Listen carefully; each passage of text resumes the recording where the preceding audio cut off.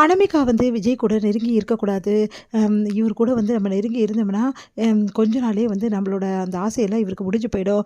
அதுக்கப்புறம் வந்து நம்மள இவர் வந்து கண்டுக்கவே மாட்டாரு. அதனால வந்து இவருக்கு வந்து தூரம் நின்னே வந்து இவருக்கு வந்து அந்த ஆசைய தூண்டி விடணும்.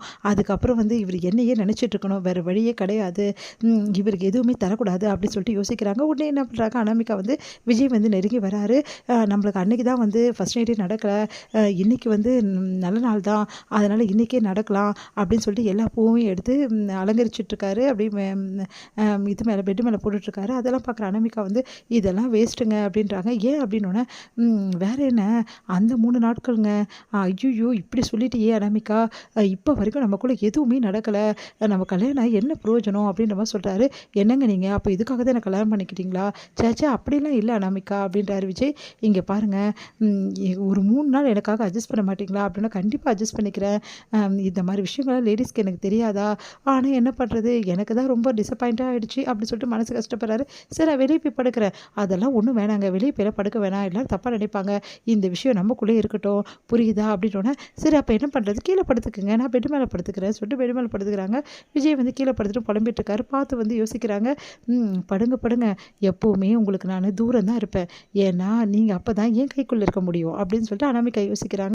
அடுத்த நாள் பிரபா என்ன பண்ணுறாங்க, காலைல ட்ரைனிங்காக வந்து போயிட்டுருக்காங்க. அப்போ வந்து ஃபுல்லாகவே ட்ரைனிங் பண்ணிகிட்ருக்காங்க. அங்கே ஒருத்தர் இருக்கார். அவரை பார்த்துட்டு வந்து மயங்கி விழ போகிறாரு. அவர் வந்து தாங்கி பிடிக்கிறாங்க பிரபா. நான் வேணா உங்களை வீடு வரைக்கும் விட்டுமா அப்படின்னு சொல்லிட்டு கேட்குறாங்க. அதெல்லாம் ஒன்றும் வேணாமா, என்னம்மா இந்த மாதிரி வந்து ரொம்ப ட்ரைனிங் எடுக்கிறேன் அப்படின்னு போலீஸ் ஆக போகிறேன், அதுக்காக தான் இவ்வளோ ட்ரைனிங் எடுத்துகிட்ருக்கேன், ஃபிட்டாக வச்சுக்கணும்ல உடம்பை அப்படின்னு. நல்லதுமா, நீ கண்டிப்பாக போலீஸ் ஆக, ஆல் த பெஸ்ட் சொல்லிட்டு போகிறாரு. ரொம்ப சந்தோஷப்படுறாங்க பிரபா. இங்கே வந்து அனாமிகா வந்து எழுந்துக்கிறாங்க. பார்த்தா விஜய் எழுந்து வெளியே பார்க்குறாரு. விஜய் நில்லுங்க அப்படின்றாங்க. எதுக்காக அப்படின்னோடனே, நம்ம 2 பேருக்கும் 2வது வாட்டி ஃபர்ஸ்ட் நைட் நடக்கல அப்படின்னா பெரிய பிரச்சனையாயிடும். அதனால ஒரு நிமிஷம் இருங்க அப்படின்னு சொல்லிட்டு தலையெல்லாம் கழிச்சு விடுறாங்க. பூவெல்லாம் மேலே தூவி விடுறாங்க. லிப்ஸ்டிக் எல்லாம் வந்து மேலே பூசி விடுறாங்க. இதெல்லாம் எதுக்கு பண்ணுற அனாமிகா, எனக்கு ஒன்றும் புரியல. இங்கே பாருங்கள், இப்போ போனீங்கன்னா நீங்கள் உண்மையே சொன்னாலும் யாரும் நம்ப மாட்டாங்க. கண்டிப்பாக நமக்குள்ளே எல்லாம் நடந்திருக்குன்னு வாங்க அப்படின்னோடனே, இப்படியே போவா, இப்படியே போங்க, இப்படி போக முடியும், குளிச்சுட்டு போவா, அதெல்லாம் ஒன்றும் வேணாம், இப்படி போனால் தான் எல்லாருக்கும் தெரியும் அப்படின்னு அனுப்பிச்சி வைக்கிறாங்க. ஹாலுக்கு போகிறாரு. என்னடா நீ இப்படி வந்திருக்க, முதல்ல குளிச்சுட்டு வாடா அப்படின்னு சொல்கிறாங்க. உடனே வந்து அவங்க அப்பாவும் பெரியப்பாவையும் பார்த்துட்டு சரி ஓகேன்னு சொல்லிட்டு மேலே படிக்கட்டு ஏறுறாரு. அப்போ வந்து அவங்க அம்மா பார்த்துட்றாங்க. எப்படியோ என் பிள்ளைக்கு நடக்க வேண்டியதெல்லாம் நல்லபடி நடந்துச்சு, எனக்கு இது போதும் அப்படின்னு சொல்லிட்டு காயத்ரி ரொம்ப சந்தோஷப்பட்டு போகிறாங்க.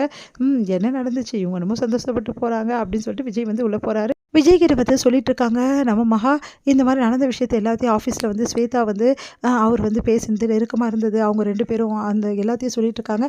அதெல்லாம் கேட்டு என்ன நீ இப்படி சொல்கிறீங்க, எனக்கு ஒன்றுமே புரியல, உங்கள் அண்ணனை நான் இதெல்லாம் நம்பவே மாட்டேன், ஆனால் கண்ணு முன்னாடி நடக்குது, நம்பாமே இருக்க முடியல, என்ன பண்ணுறதுனே தெரியல விஜய் அப்படின்னு. நீங்கள் கவலைப்படாதீங்க, என்னாலே நம்ப முடியல அப்படி பேசிகிட்டு இருக்காங்க. அந்த டைமில் வேணும்னே வந்து வெறுப்பேற்றுற மாதிரி என்ன பண்ணுறாரு, வந்து எக்ஸசைஸ்லாம் பண்ணிட்டு இருக்காரு. அப்படியே பார்த்து பார்த்து முறைச்சிட்டு இருக்காரு.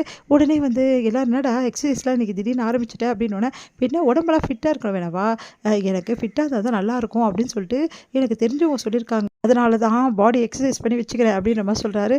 அதெல்லாம் பார்த்து அப்படியே டென்ஷன் ஆகுறாங்க நம்ம மகா. அடுத்து வந்து இங்கே வந்து குளிக்கிறதுக்காக தண்ணி எடுத்துகிட்டு போகிறாங்க மகா. படிக்கட்டில் நிறைய ஹாட் வாட்ரு. அதை பார்த்துட்டு ஏம்மா இப்படி வந்து மேலே தூக்கிட்டு போகிற, எதுக்குமா அப்படின்னு கேட்குறாங்க. இல்லை அவர் குளிக்கிறதுக்காக தான் மாமா அப்படின்னு சொல்லிட்டு விஜயோட அப்பா கிட்ட சொல்கிறாங்க. ஏம்மா மேலே தண்ணி வரலையா, எங்கே இந்த மாதிரி ரிப்பேர் பண்ண ஆள் வர சொன்னால் நீங்கள் படுவீங்களா நாங்கள் படுவீங்களான்னு வீட்டில் பிரச்சனை பண்ணுறாங்க, அதனால தான் அப்படின்னோன்னா, சரிம்மா பார்த்து எடுத்துகிட்டு போ, ரொம்ப கொதிக்குதே அப்படின்னு சொல்லிட்டு சொல்கிறாரு. சரின்னு சொல்லிட்டு பக்கெட் எடுத்துகிட்டு போயிட்டு ரெஸ்ட் ரூமில் வச்சுட்டு வெளியே வராங்க. அப்போ சூர்யா வந்து ரெஸ்ட் ரூம் குளிக்க போகிறாரு. ஏங்க ஒரு நிமிஷம் இருங்க, இங்கே குளிக்க போகாதீங்க அப்படின்னோடனே, தபார் நீ சொல்லி நான் செய்ய வேண்டிய அவசியம் கிடையாது புரியுதா, நான் குளிக்க போவேன், அதை நீ தடுக்கவே முடியாது, என்ன நீ சொன்னதெல்லாம் நான் செய்யணுமா, உன் வேலையை பார்த்துன்னு போய். ஏங்க நான் நல்லது தாங்க சொல்கிறேன், இப்போ குளிக்க முடியாதுங்க. ஏன் குளிக்க முடியாது, நான் உள்ளே வந்து ரெஸ்ட் ரூமில் சுடுதண்ணி, எனக்கு தான் தெரியுமே சுடுதண்ணி இருக்குது, நான் போய் குளிச்சுட்டு வரேன், உன் வேலையை போய் பார்ப்போம் அப்படின்னு சொல்லிட்டு போகிறாரு. எவ்வளோ சொன்னாலும் கேட்க மாட்டேங்கிறீங்களா, எப்படியாவது போங்கன்றாங்க. உடனே உள்ளே போயிட்டு ஆன்னு கத்துறாரு. என்னாச்சு அப்படின்னு வெளியே ஓடி வர, பாவி கொதிக்க கொதிக்க தண்ணி வச்சு என்னை வந்து பழி வாங்கிட்டு ஏறி அப்படின்றாரு. நான் அதான் சொல்ல வந்தேன், நீங்கள் எங்கே சொல்ல விட்டீங்க, நீங்கள் தான் என்னை திரும்பி கூட பார்க்குறது இல்லையே, நான் சொல்கிறதும் கேட்க மாட்டேங்கிறீங்க, நான் என்ன பண்ணுறது அப்படின்றாங்க. உடனே அப்படி சொல்லிட்டு வராரு. பார்த்தா ஐயோ உடம்பு எரியுதே அப்படின்னு சொல்கிறாரு. உடனே வந்து சீக்கிரமாக குளிச்சு முடிச்சுட்டு வர வழியை பாருங்க அப்படி சொல்லிட்டு போகிறாங்க. இப்படி பழி வாங்கிட்டாலே நான் என்ன பண்ணுறது அப்படின்னு சொல்லிட்டு அப்படியே வந்து ஃபேன் காத்துல போய் நிற்கிறாரு. அவரால் முடியல. ஐயோ இப்படி ஆயிடுச்சு, டென்ஷன் ஆகிற